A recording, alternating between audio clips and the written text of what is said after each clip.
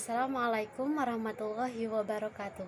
Sebelumnya, perkenalkan nama saya Anastasia Tunahli, NIM 1705520159.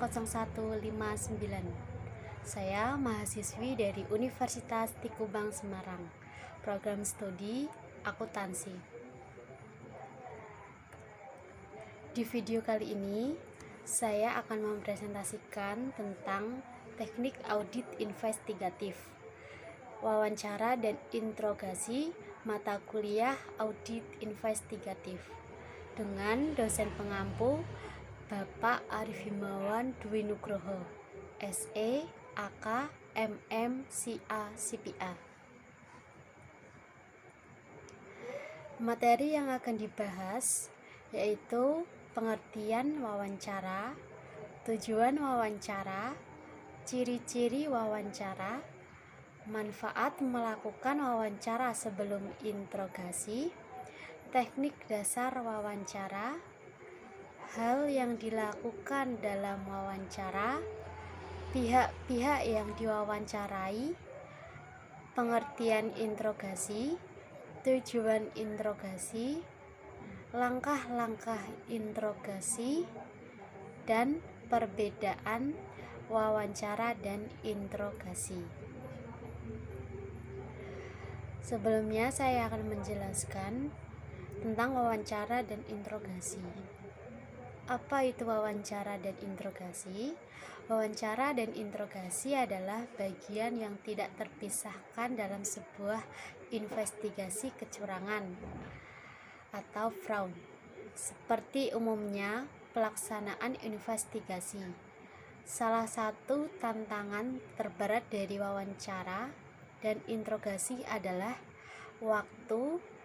Seorang investigator yang baik harus mampu membuat jadwal dan urutan wawancara yang benar sebelum wawancara dilakukan, terutama untuk case-case yang melibatkan karyawan atau nasabah atau pihak ketiga terkait dalam jumlah yang banyak.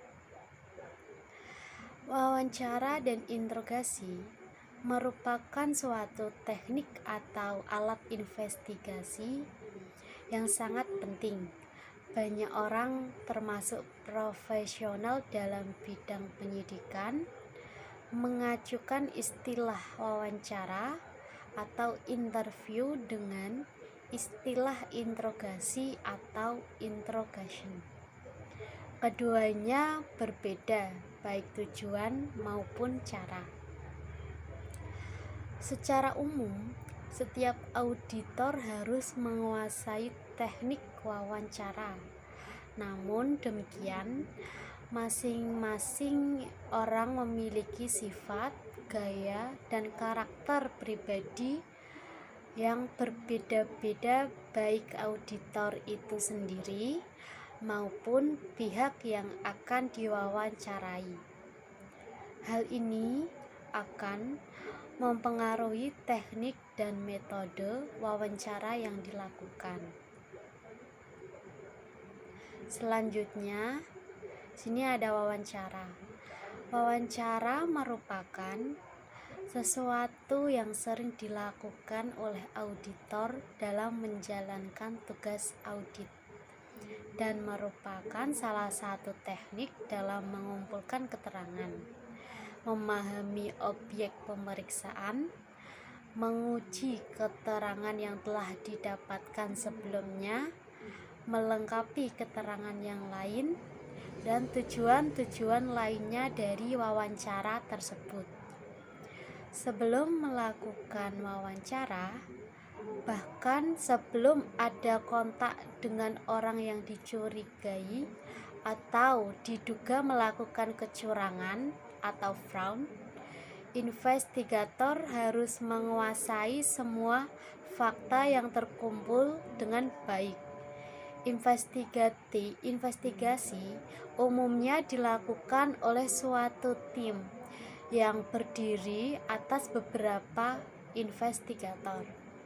Mereka bersama-sama menganalisis dan mendebatkan fakta-fakta yang terkumpul, membuat rekaan atau dugaan sementara. Investigator yang akan melakukan wawancara harus menguasai fakta dan memanfaatkan sepenuhnya fakta-fakta ini.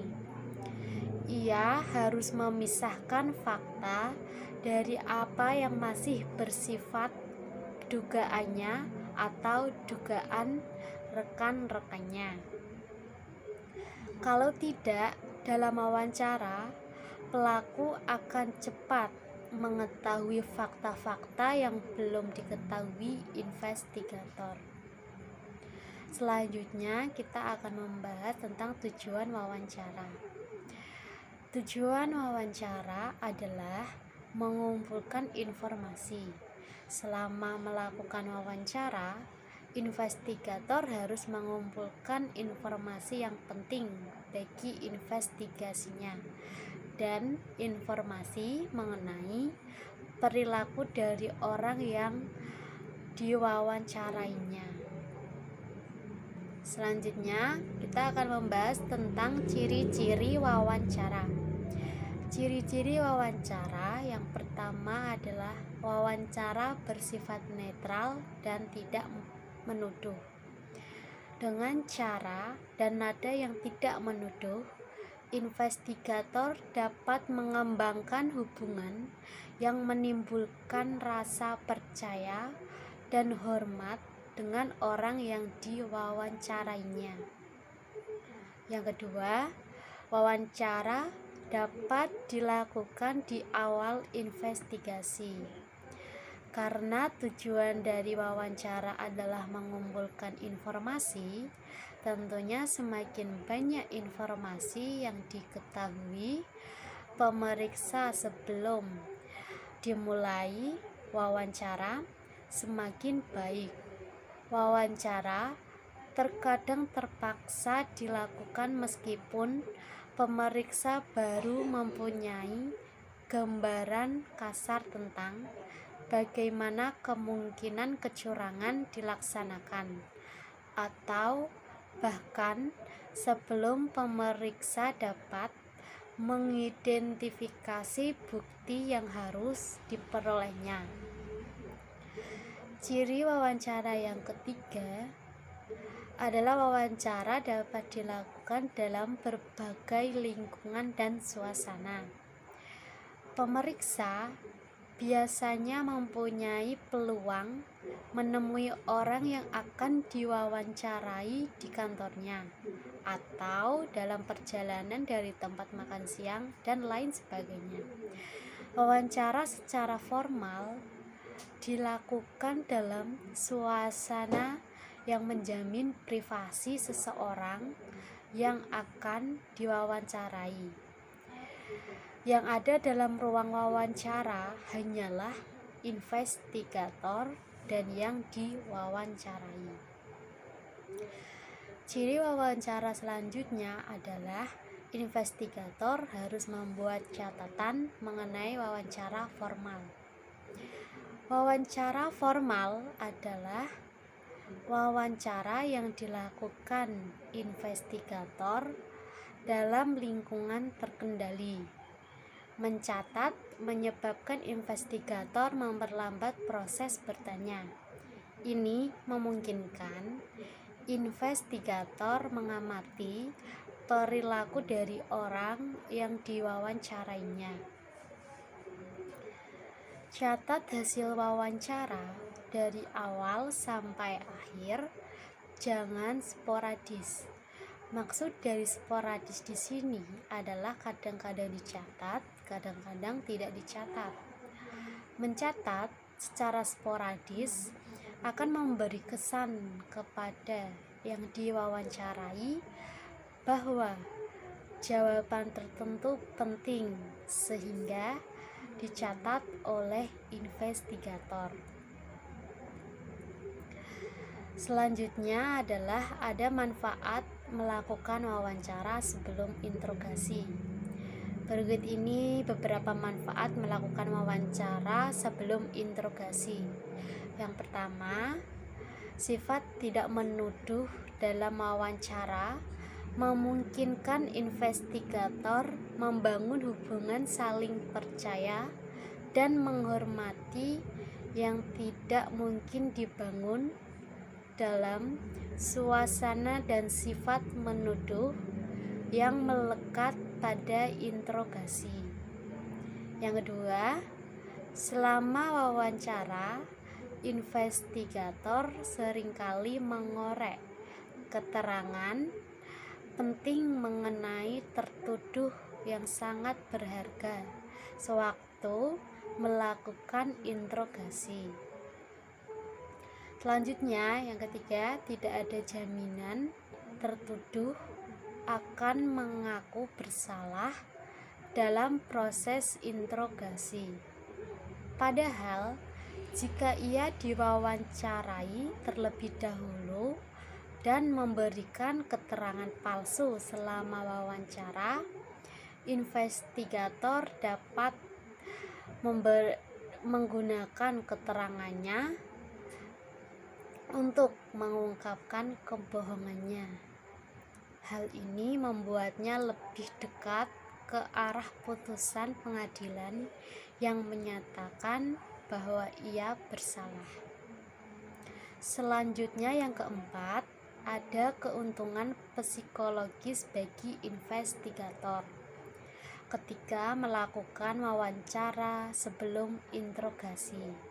Agar interogasi berhasil, tertuduh harus investigator bahwa ia objektif, tidak memihak dan jujur.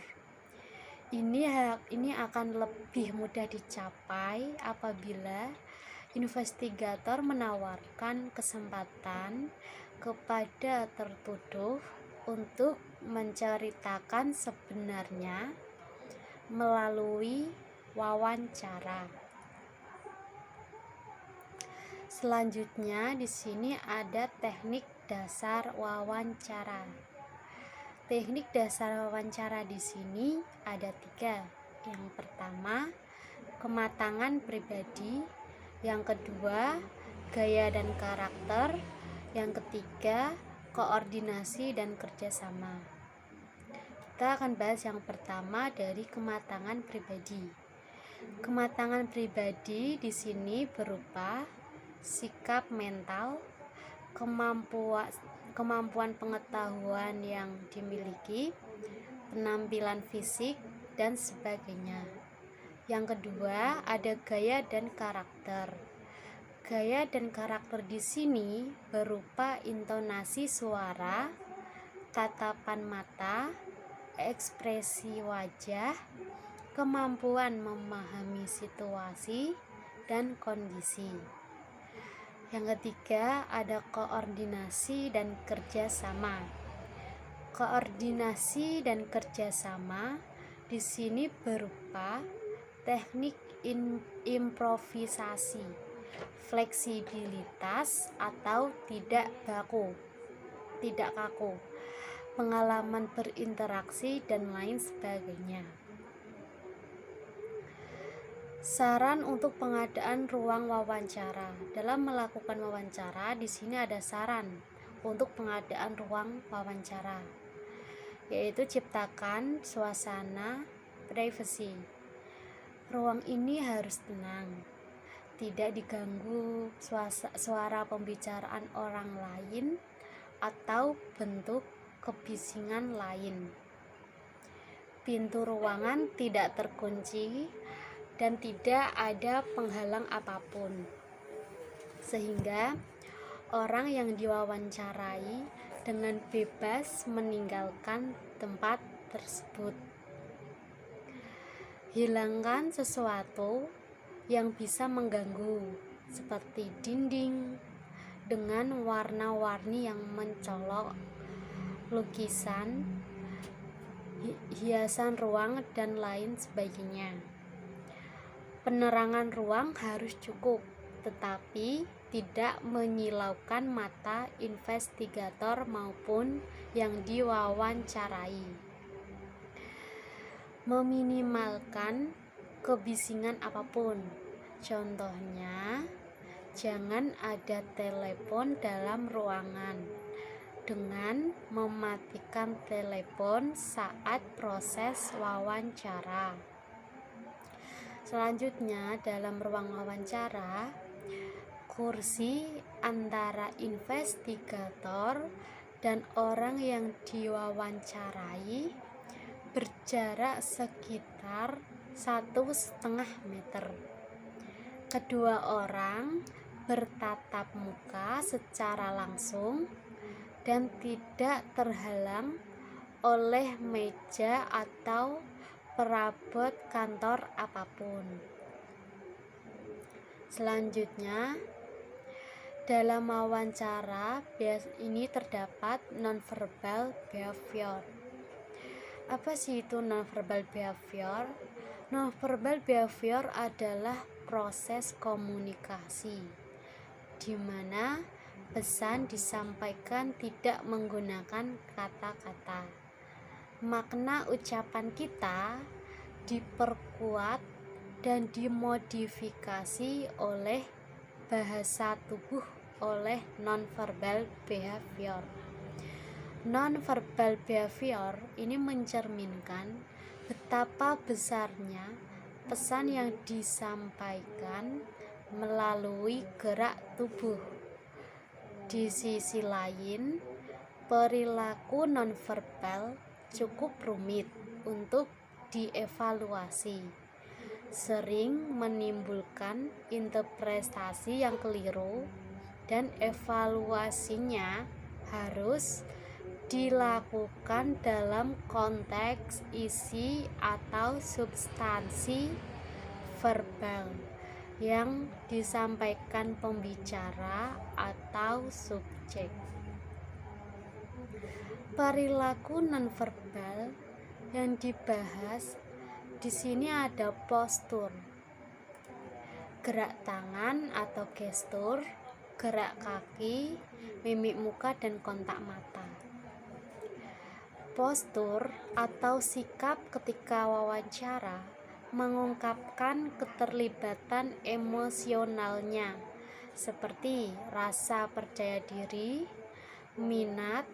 Minat di sini adalah apakah ada minat, pikiran melayang entah kemana, atau seorang yang diwawancarai itu cuek. Subjek yang jujur mempertahankan keterlibatan emosional, minat, percaya diri yang tinggi dalam menyampaikan pertanyaannya. Postur tubuhnya tegak, searah dengan investigator, sehingga ia siap berdialog secara langsung.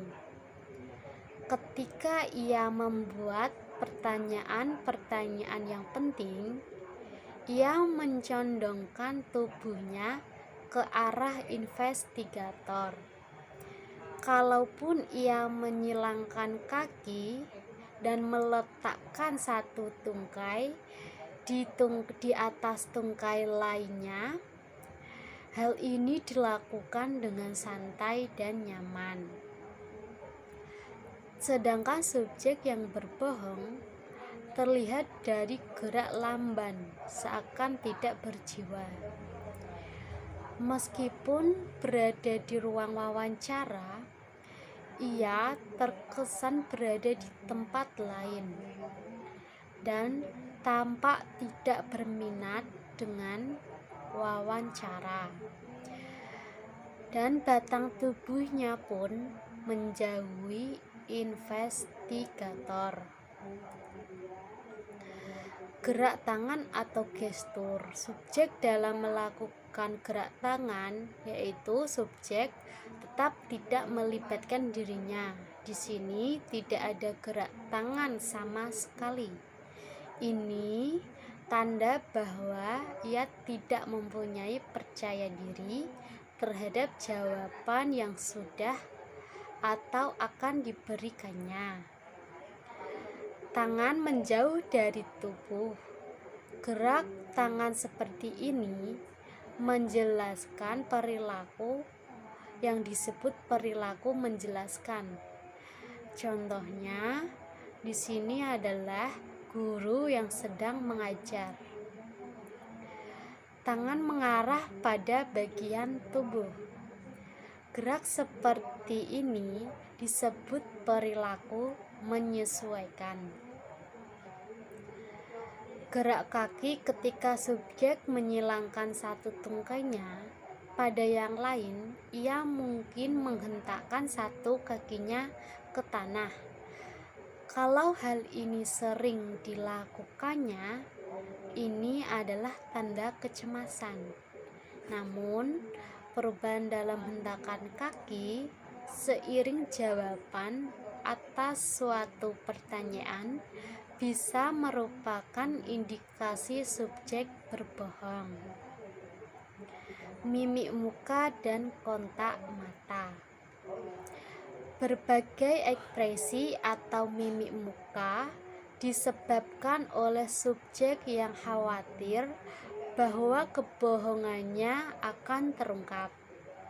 Kenyataan bahwa ekspresi mukanya berubah sebenarnya sudah merupakan indikasi bahwa subjek berbohong.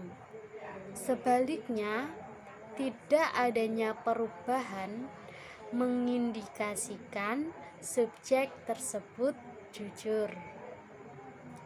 Kontak mata secara timbal balik menandakan keterbukaan, jujur apa adanya. Subjek yang berbohong tidak berani menatap mata investigator. Ia akan menundukkan kepala, melihat lantai, mengalihkan matanya ke samping atau ke langit-langit ruangan. Begitupun sebaliknya, subjek yang jujur tidak khawatir memandang investigator. Selanjutnya yang dibahas di sini adalah hal yang dilakukan dalam wawancara. Hal yang dilakukan dalam wawancara yang pertama adalah persiapan, yang kedua pelaksanaan, yang ketiga dokumentasi, yang keempat analisis atau simpulan dan interpretasi hasil wawancara. Kita akan bahas yang pertama, yaitu persiapan. Sebelum melakukan wawancara, apakah akan dilakukan di awal penugasan atau pada saat berlangsungnya audit maupun pada akhir audit? Hendaknya dilakukan persiapan baik dilakukan secara matang ataupun secara insidensial saja. Beberapa hal yang harus disiapkan adalah pemahaman akan tujuan yang dilakukan wawancara, penguasaan terhadap materi yang akan ditanyakan, alat dan bahan penunjang pelaksanaan wawancara. Yang kedua adalah pelaksanaan. Dalam pelaksanaan wawancara sedapat mungkin menguasai teknik, prosedur dan situasi atau kondisi. Tidak menutup kemungkinan bahwa wawancara dilakukan tanpa prosedur yang baku ataupun ada hal-hal yang tidak diperkirakan sebelumnya. Selanjutnya dokumentasi. Pendokumentasian hasil wawancara merupakan kunci utama dan merupakan sesuatu yang sangat berharga untuk mengungkapkan informasi yang didapatkan. Demikian halnya analisis terhadap kemungkinan-kemungkinan digunakannya dokumen atau bukti wawancara tersebut sebagai bahan pembuktian suatu permasalahan yang akan diungkapkan. Yang keempat, di sini ada analisis atau simpulan dan interpretasi hasil wawancara. Dalam menganalisis atau menarik kesimpulan ataupun menginterpretasi hasil wawancara harus teliti, objektif, lengkap, dan akurat, sehingga dapat digunakan sebagai bahan informasi atau pembuktian terhadap masalah yang akan ditanyakan. Selanjutnya adalah pihak-pihak yang diwawancarai dalam audit investigatif. Pihak-pihak yang diwawancarai di sini ada 4. Yang pertama, saksi pihak ketiga yang netral. Yang kedua, saksi yang dapat membenarkan. Yang ketiga, pihak yang diduga ikut terlibat. Yang keempat, pihak yang diduga melakukan penyimpangan. Selanjutnya, untuk keberhasilan dalam wawancara, persiapan yang harus dilakukan oleh auditor investigasi adalah auditor investigasi harus mempelajari berkas, kasus atau permasalahan dan dokumen untuk memastikan adanya informasi penting yang belum diperoleh. Yang kedua, menetapkan tujuan informasi yang akan digali dalam wawancara. Yang ketiga, mempelajari informasi yang dapat diperoleh dari calon responden yang akan diwawancarai. Yang keempat, mempersiapkan catatan yang berisi poin-poin yang akan ditanyakan agar informasi yang digali tidak terlewatkan. Yang kelima, mempersiapkan tempat untuk wawancara. Untuk memperoleh hasil wawancara yang memadai, maka wawancara seharusnya dilakukan oleh auditor investigatif yang mempunyai karakteristik berikut. Auditor investigatif harus mempunyai karakteristik orang yang mudah bergaul, berbakat dalam berinteraksi, ingin membuat orang lain berbagi informasi.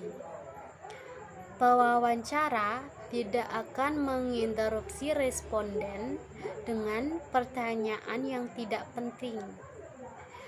Dapat menyusun pertanyaan yang spesifik yang bisa membuat responden secara sukarela memberikan informasi. Yang keempat, menunjukkan keseriusan dan perhatian atas jawaban yang diberikan responden.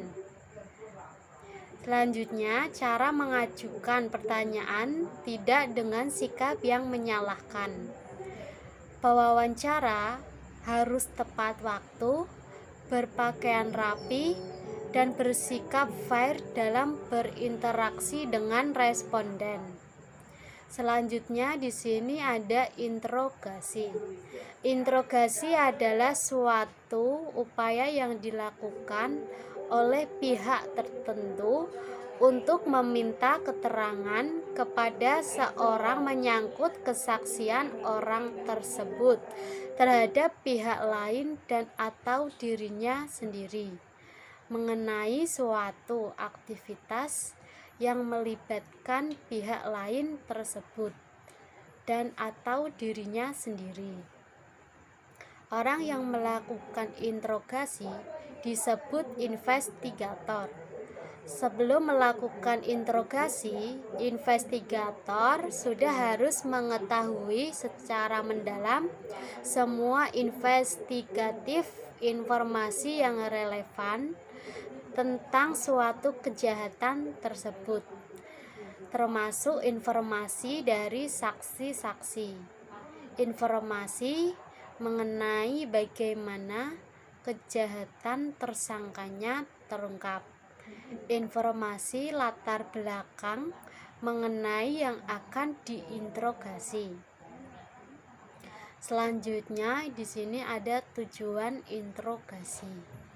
Tujuan interogasi adalah mencari kebenaran. Interogasi bisa berakhir dengan dilepasnya tersangka dari sangkaan apabila ia memang tidak bersalah. Sukses dari suatu interogasi tergantung pada kejelian investigator untuk mengenali situasi, sehingga ia menerapkan prosedur yang tepat untuk langkah yang sedang dijalani. Pertanyaan tepat dan cerdas, serta momentum dan dinamika dapat dipertahankan. Selanjutnya adalah langkah-langkah interogasi. Langkah-langkah interogasi di sini yang pertama ada direct positive confrontation. Pada awal interogasi, tersangka mengamati investigator secara seksama. Ia menilai apakah investigator yakin bahwa ia bersalah tanpa keraguan sedikit pun. Investigator menembakkan sangkaannya secara langsung dan mengkonfrontasi tersangka secara tegas. Yang kedua ada interrogation team. Tersangka yang bersalah sudah membuat atau mencari pembenaran sebelum atau ketika ia melakukan kejahatan. Pertanyaan investigator yang berisi tema tertentu langsung ditangkap tersangka yang bersalah. Tema-tema itu bisa berupa keadaan keuangan terdesak atau manusia lain atau keadaan sebagai kambing hitam. Yang ketiga, di sini ada handling denials. Bagi investigator tidak mudah mendapat pengakuan dari tersangka. Tersangka yang bersalah dan tidak bersalah akan memberikan penyangkalan atau denials. Subjek menyangkal sebagai tanggapan atas tuduhan.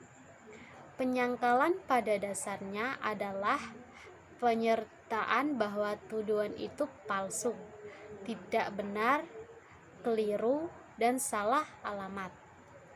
Tahap penyangkalan merupakan tahap yang sangat menentukan. Jika penyangkalan tidak ditangani dengan keahlian dan pengalaman, seluruh langkah berikutnya akan sia-sia. Yang keempat, di sini ada overcoming objection. Dalam langkah ini, investigator berupaya mengatasi benteng pertahanan kedua dari si tersangka. Benteng pertahanan pertamanya adalah penyangkalan. Benteng pertahanan keduanya adalah keberatan. Tersangka yang melihat kesia-siaan dalam upayanya menyangkal akan mengubah taktiknya dengan mengajukan keberatan. Dengan perubahan taktik ini, tersangka mengharapkan dapat mengambil alih kendali sehingga melemahkan keyakinan investigator bahwa ia memang bersalah. Langkah 4 ini terdiri atas mengenali keberatan. Investigator harus mendengarkan dengan cermat dan mengenali pertanyaan-pertanyaan yang merupakan keberatan dengan cepat. Menghargai keberatan. Menghargai keberatan berarti investigator tidak menolak keberatan yang diajukan tersangka, dan tidak boleh ada kesan investigator terusi atau tersinggung ketika tersangka menyampaikan keberatan. Selanjutnya, membalikan keberatan. Investigator harus memanfaatkan keberatan yang diajukan tersangka, kemudian membalikan keberatan tersebut dan kembali ke tema interogasi. Yang kelima, ada keeping the suspect attention. Tersangka sudah kehilangan percaya diri untuk terus mengemukakan ketidakbersalahnya. Ia sudah sampai di suatu titik di mana membiarkan investigator berbicara apapun. Ia berdiam diri dan investigator menjadi pembicara tunggal. Yang keenam, di sini ada handling the suspect passive mood. Pada tahap ini, tersangka menyadari bahwa kebohongannya tidak menghasilkan keinginannya tadi. Ia menunjukkan sifat kalah, kepala tertunduk, bahu menurun, kaki lemas, mata berkaca-kaca. Mentalnya berada pada titik terendah.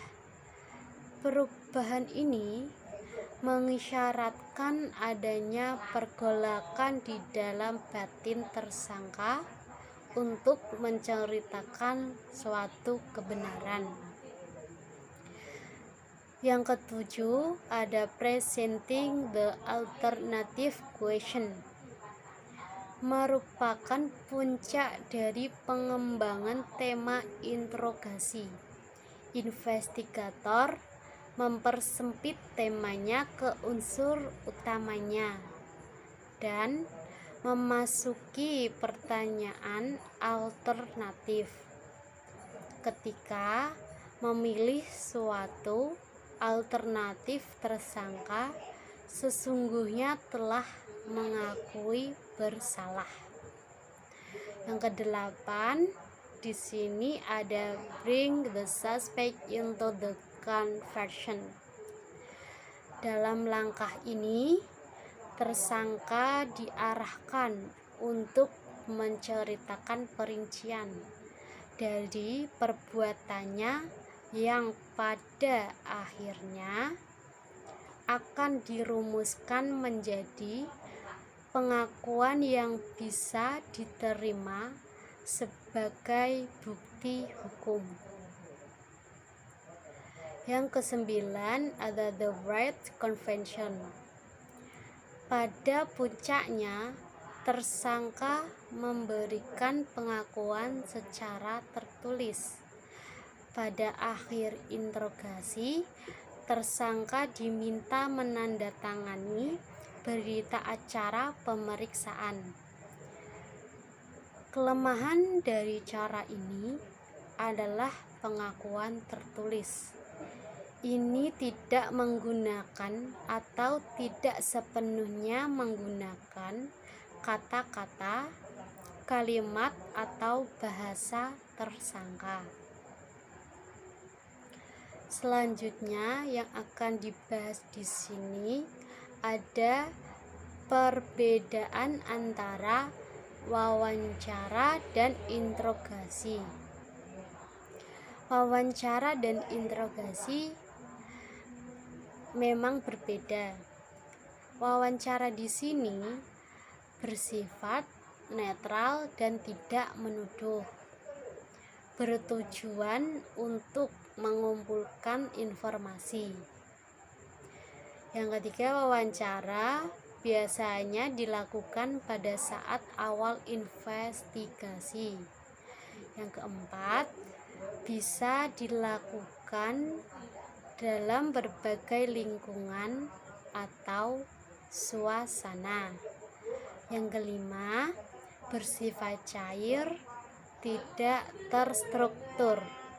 Yang nomor 6, mencari hasil wawancara dari awal sampai akhir. Selanjutnya di sini ada interogasi. Interogasi di sini yaitu bersifat menuduh. Yang kedua, bertujuan untuk mengetahui yang sebenarnya. Apa sebenarnya yang terjadi? Siapa yang melakukan? Berapa jumlah atau nilai kecurangan? Yang ketiga, taktik membuat pernyataan bukan pertanyaan. Yang keempat, dilakukan di lingkungan terkontrol, bukan sembarangan tempat.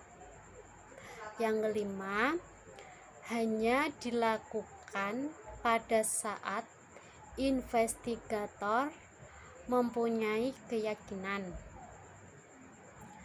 Kesimpulan dari video ini adalah wawancara merupakan sesuatu yang sering dilakukan oleh auditor dalam menjalankan tugas audit dan merupakan salah satu teknik dalam pengumpulan keterangan yang telah didapatkan sebelumnya, melengkapi keterangan yang lain dan tujuan-tujuan lainnya dari wawancara tersebut.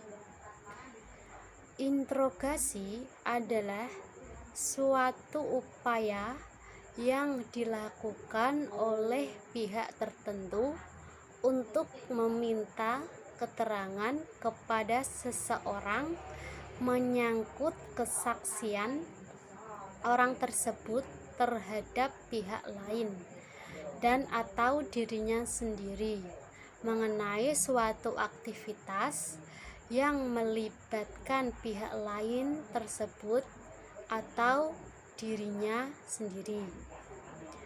Tujuan wawancara adalah mengumpulkan keterangan, memahami objek pemeriksaan, menguji keterangan yang telah didapatkan sebelumnya, melengkapi keterangan, dan yang lain.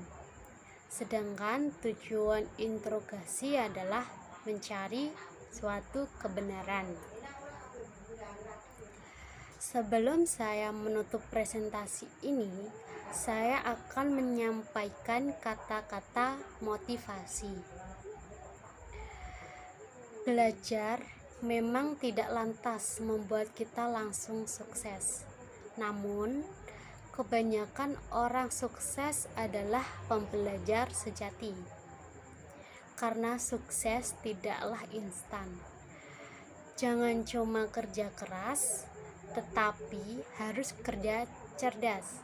Orang tidak peduli prosesmu, mereka hanya peduli pencapaianmu.